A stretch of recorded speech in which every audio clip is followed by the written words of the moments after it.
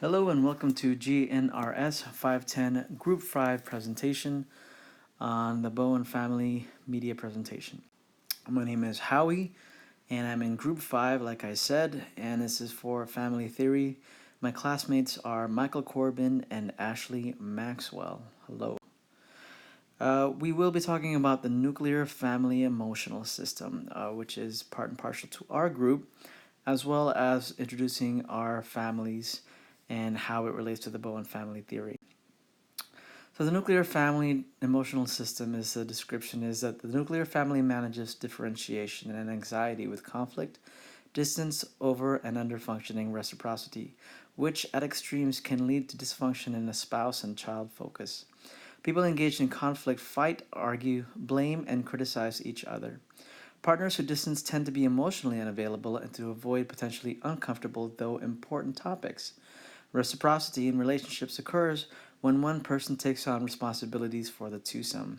The two people slide into overadequate and underadequate roles. This can become so extreme that one partner becomes incapacitated, either with an illness of a general lack of direction. Child focus is discussed more under the next concept. This one's Michael's slides, and he'll talk to you about that. And this one's Ashley's family, and she'll talk to you about them. She's got a nice little video. With me, I have the Browns. Browns are considered a nuclear family that consists of a father, mother, and children. In this case, they have one child. So the parents take turns caring for the daughter, but the majority of the responsibility falls on Cheryl, the mother.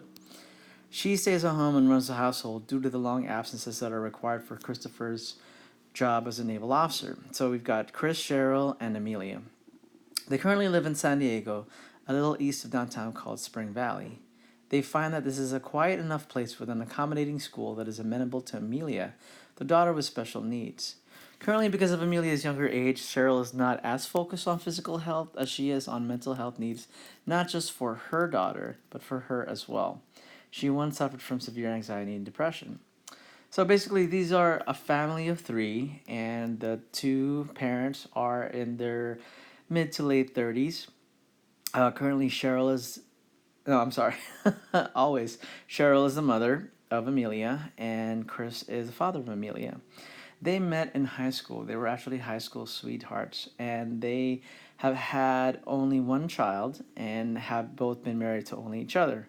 So it's been over about, like, let's say 20 years, I want to say, because Chris and Cheryl met each other, they said, when they were in not freshmen of high school, but middle school, so earlier than that. So they were around 15, 16 years old.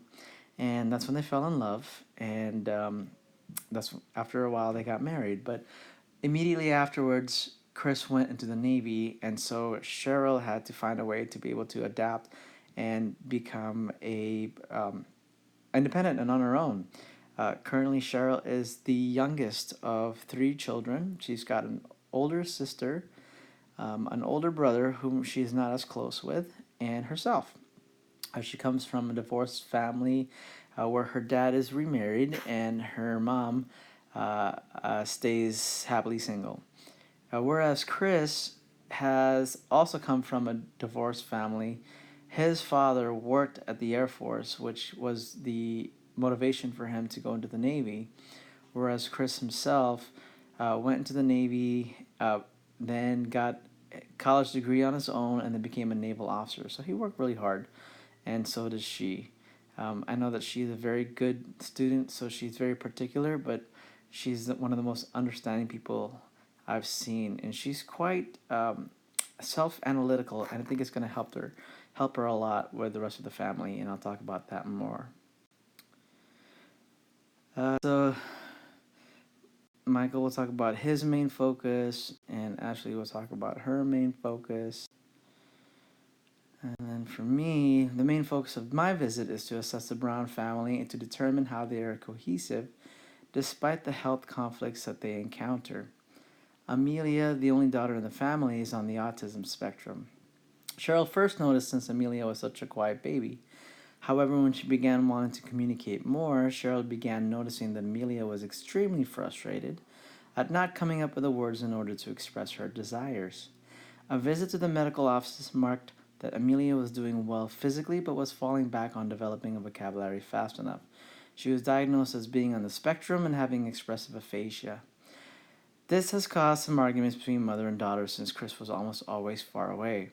However, Amelia is closer and more dependent on her mother than anyone else in the entire extended family. She is still more frustrated and lonely, but Cheryl notices Amelia's loneliness is starting to take hold as she gets closer and closer to becoming a teenager. Chris, on the other hand, is an avid runner, but because his job is primarily office based, he sits for long periods of time. This has caused some back problems and belly weight. However, Chris is tall at 6'4" and has learned to adapt to support his running enthusiasm by choosing specialty athletic shoes. He has no internal disease processes of significance, and neither does Cheryl, and neither does Amelia. Cheryl is also similarly fit as Chris, however, she has informed me that she has had to overcome extreme anxiety and depression. Quote unquote, I used to keep a lot of paper clips in my purse to poke myself with because I was so overwhelmed that I thought I was going to lose it. I needed something to pinch me. However, she said that she was able to overcome her anxiety and depression when she got pregnant.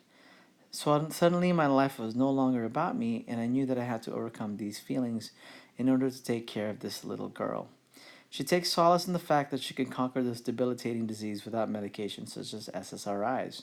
She does admit to having hypercholesterolemia. So, Chris is able to take care of himself, but Cheryl is also focused on taking care of herself, but also as Amelia just as much as her. In fact, she takes so much responsibility for Amelia that she has herself overcome anxiety and depression.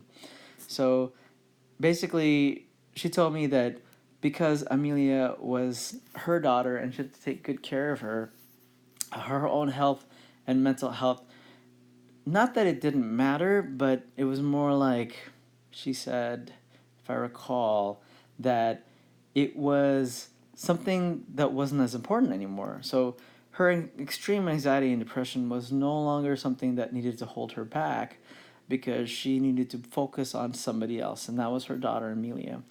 So it was actually pretty strong, and this is a very strong case of triangulation because they form a dyad here, extremely in the beginning of the relationship. Of course, many parents do that as well, but when you have come from a family with just one child, one daughter, then you have to find some way to strike a balance. But Cheryl really grasps on so much to Amelia, not only because, of course, she's her daughter, and I'm sure Chris loves her just as much as Cheryl does, but Cheryl needs to be able to care for Amelia because otherwise she will go back to the extreme anxiety and depression that she might experience again. Now, she doesn't take any medications, nor did she have to see a therapist, but that's just because she said she was just way too busy. So I'm not sure if this was it, if having Amelia serves as a cure for extreme anxiety or depression, or if it hides what's always been there. So that's interesting to me. I will talk about their activities, and Ashley will talk about her activities, and my activities are patterns of integration are the main thrust of expressive functioning. With the immediate family being only Chris, Cheryl, and Amelia, triangulation is a natural and necessary pattern. Like I said, they only have one daughter.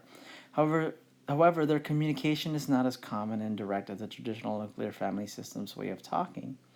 For example, Chris received a promotion, therefore he is still obligated to take 3 to 6 months away from his family. He was promoted in the military. This isn't as long or robust of a deployment as he did prior to when he was a lower rank, but it's still significant. Consequently, Cheryl and Amelia have been forced to adapt. They are quite learned in using technology, especially since IT is Chris's specialty. I have observed them using Slack, which is a team based instant messaging software, to send each other messages. This is useful in many ways. For instance, Cheryl prefers to work on her projects upstairs, while Amelia does her video games downstairs with Dad. And when Dad isn't around, they message him online. It's as if they've become global and have substituted text messaging for merely yelling at someone down the stairs. Slack is preferred because it's safer than Facebook, and if classified information is accidentally shared, it won't get into Facebook's servers. So you can see that the military has a huge influence on this family. Because Chris's dad was in the military, he offered Chris his first job as well, working with him in the Air Force Base. I know because I worked with him as well. And that's how I met Chris. And so the military tradition and the military life is important to Chris, but being a military man is not as important as being a father to Amelia. Chris takes his role as father very seriously and always makes sure that he checks to see that Amelia is um, able to go into any public arenas because he needs to ask ahead of time whether or not there's a lot of noise or if it's too much stimulation. Otherwise, Amelia becomes very, very upset. But because he also needs to provide for the family, he was going to retire from the Navy, but they offered him a promotion and they increased his rank.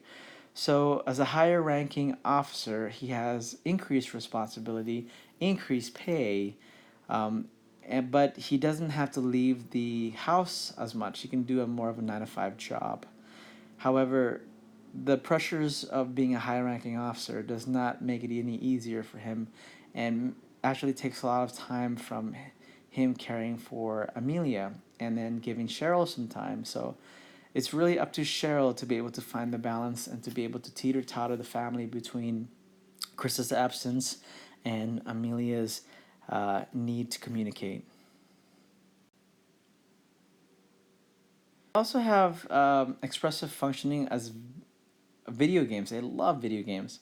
What's interesting is that as Amelia forms more ways to communicate and express her ideas, the technology they use to communicate adapts as well. She can type however long or fast as she desires, and her mom won't have to worry about trying to decipher her wants and needs. Of course, this is more useful when discussing concrete things about tangible objects, but sometimes more complex and abstract ideas can be communicated as well. It just has to be followed up by Cheryl so that she knows that she isn't misinterpreting Amelia's true feelings. So Amelia's typing skills come in handy when she is using video games to emote. Although she was mostly adept at using emojis, she is beginning to type faster and is now better able to describe intangible feelings. For example, for the game Fortnite, as well as other online multiplayer games such as Final Fantasy and Apex, Amelia can participate with her father by sitting next to him in their video game den within the house. They may not talk face to face, but they can form teams or battle one on one as another form of personal interaction. So, as you can see, that they use video games to have some fun, and then father and daughter use this to be able to spend time with each other without having to have a back and forth conversation. As you know, Amelia is on the autism spectrum, but of course she's very high functioning and she knows what she's doing. She just can't express herself very well. And this includes even her parents. So they use video games that you can play online and you don't have to physically be there next to each other, but you can still feel like you're being together as part of a team because you still need to be able to maybe not communicate verbally, but at least communicate in your actions what you're doing within the game. So I found that Chris and Amelia usually do this, but they do it without, even though they're not communicating face to face, they're still in the same room, which I thought was enjoyable and cute. But that's how they've been able to adapt. This is Mike's presentation, and that's Ashley's. All right, so currently Cheryl and Chris are in their late 30s, and Amelia's about to turn 12, so they're past the emerging young adult stage. And then they are also high school sweethearts with one child, therefore they are past the couple formation as well as families with young children stage. Therefore, they are currently in the families with adolescent stage since they are now dealing with Amelia becoming a preteen. She's almost 12. And because she's 12, she's trying to become more communicative with other people because she doesn't want to always try to communicate with her parents all the time. She's a teacher. Alright, so let's see. That's Ashley and Michael. So for my differentiation of self, I am actually going to take my look at. Alright, so I'm going to talk about these steps of the Bowen Family Theory 8 real quick, and I'll just go down the line. So for the differentiation of self, it's how people cope with the demands on a continuum. It depends on how strong the self is. With a focus on Cheryl, we see that she is quite differentiated because she shows a level of strength where she can act and think for herself and determine when it's a good time to start. Paying attention to her husband Chris when her daughter Amelia is trying to get all her attention. For triangles, there's a dyad with where the last one out is the one trying to forge a way back in.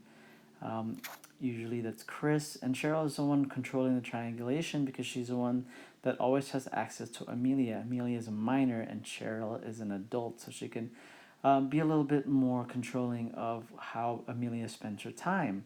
And also, Chris is not always around, so Cheryl again becomes the center of this triangle piece. So she's definitely, if she was thinking about a triangle, she would definitely be on the top.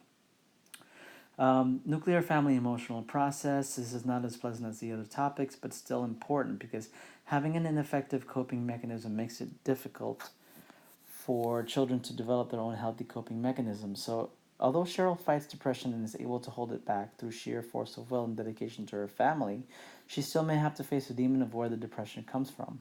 With reciprocity roles, Cheryl may be taking on too much by becoming the more available parent to Amelia, thus putting more pressure on her. For a family projection process, sometimes Amelia may say that she is anxious, but both Chris and Cheryl, like many others, have to work on their own anxiety. Then maybe Amelia will take their example. And that's family projection process. For 5, emotional cutoff, sometimes Chris has to show emotional cutoff because he must focus most of his time on performing well at work. This could lead to tensions from the severing of quality time between his wife and his daughter. This then could lead to other family members looking for other relationships outside the family to fill the void. And finally, 6, multi-generational transmission process. Patterns of emotional process for this family is through humor. They dole a great deal of funny feelings, types emotions from the family activities they do to get closer to each other, and also video games. I forgot to mention that. Then sibling positions.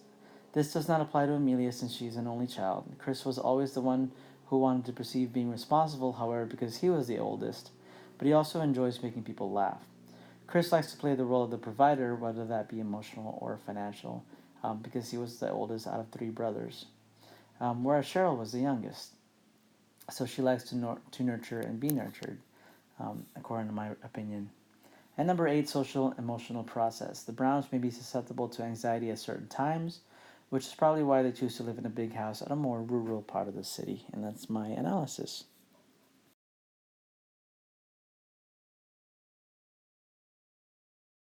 All right, and that's it. You should see the other narratives and recordings from the other 2 members of Group 5. We're going to mediate this week's topics as well. And if you have any questions, Professor, please feel free to give us an email. Thanks a lot. Bye bye.